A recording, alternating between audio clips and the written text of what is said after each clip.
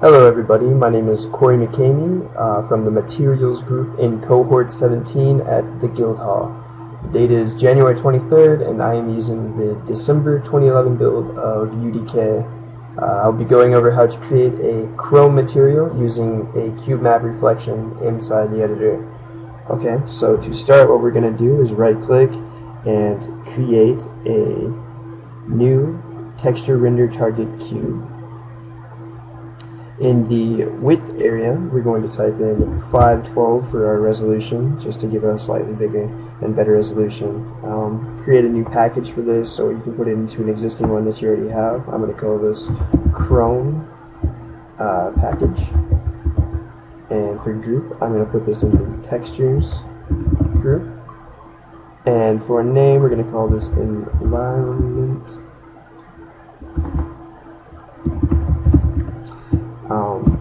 TRT for the texture render target. And I'm going to go ahead and hit OK, and it's going to create this green square. And the size is 512, so that's good. So now what we're going to do is, once we have this in there, and once you have that in there, click on the actor classes, which is the next tab over.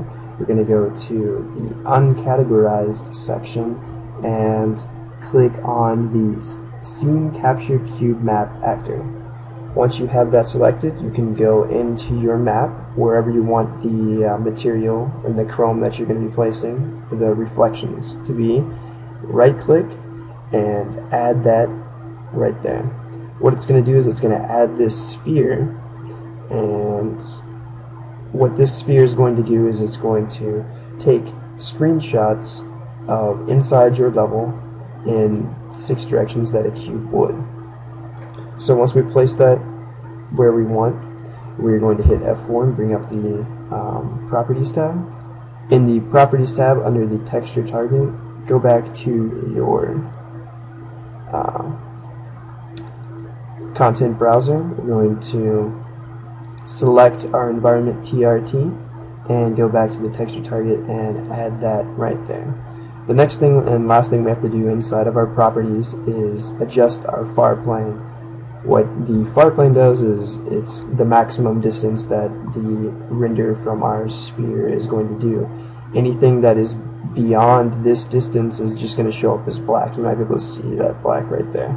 So what we're going to do is just bump that up as high as we can. Just hit a bunch of 9s and hit enter, and that's plenty. And now you can see we have a lot further reflections, which is good.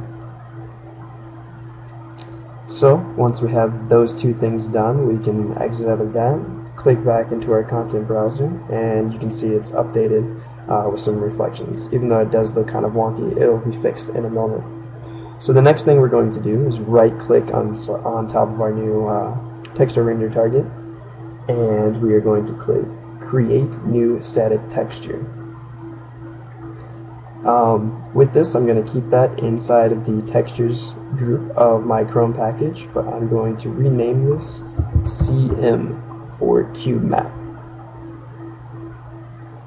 What this is doing is now it's taking those 6 screenshots, one in each direction, of a cube that would be placed right there, and then it's going to take those 6 screenshots and stitch them together in a unwrapped version of a cube, which we will use for our texture. So if we refresh our textures, we can see these 6 screenshots right here, and then our final stitched together screenshot, which will be used for our reflections.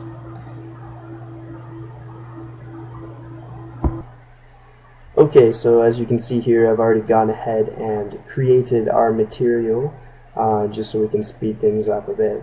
The first thing I did was I imported our texture sample. The texture sample that I imported was the environment_cm. This is the cube map that we just got done creating, and I dragged that in as a texture sample into this material.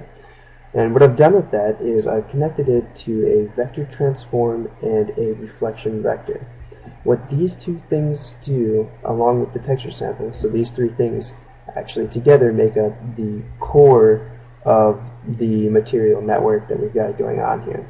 And as you can see, it allows us to see the reflection change and pan along relative to the camera, and and give us that nice reflection that we're looking for. Without the vector transform and the reflection vector, the reflection would actually just follow the camera whatever direction it's facing, and not allow us to almost give us this portal-like effect. So on top of this multiply, I've got all these three things plugged into this multiply in B, and in A, what you can see is I've got this Fresnel node, and what a Fresnel does is it affects the way light interacts with the object. As you can see here, it's very bright in the center of the object where the light is, the specular highlights are heaviest, and it comes into this dark, it gets gradiently darker along the edges. And what I've done is I've plugged a value of -2 into the Fresnel, and that gives us this color. If I were to put in a positive number, like a +2, you can see the opposite happens. So we have like that lighter highlight around the edges and very dark in the middle, and that's not what we want. We want the other way around. So I'll put that back. Oh, and a good thing to note about the vector transform is that you want to make sure the source is set to tangent and the destination is set to world. This should be standard by default, but it's always good to know that those are the things that it needs to be set to. So back to the Fresnel node, I have this plugged into another multiply with a constant value of 0.1. This is to just soften up the specular highlights because it's very bright with just a power of 1. It means that it's really bright, and it kind of detracts from the chrome look that we're going for. So tone that down with a 0.1 multiplication, and it looks a lot better. So I have this multiply with the Fresnel going into this multiply with our texture sample and vector transform and vector reflection, and what that does is connect into our diffuse. For this specular, I just have a constant value of 1 to give us this nice soft lighting on the top for wherever our light may be coming from. And a good tip to maybe see this better is if you hold down L on your keyboard while you're over the material preview, you can actually move around where the source of the lighting is coming from, so you can kind of see how light will affect the object. That's pretty cool. So that's about it. This makes up our chrome material, as you can see here. It looks pretty good, and it's a good starting point for anything that you're looking to do that might have some reflection or some metallic whatever for your levels. Thanks for listening. I hope this helps.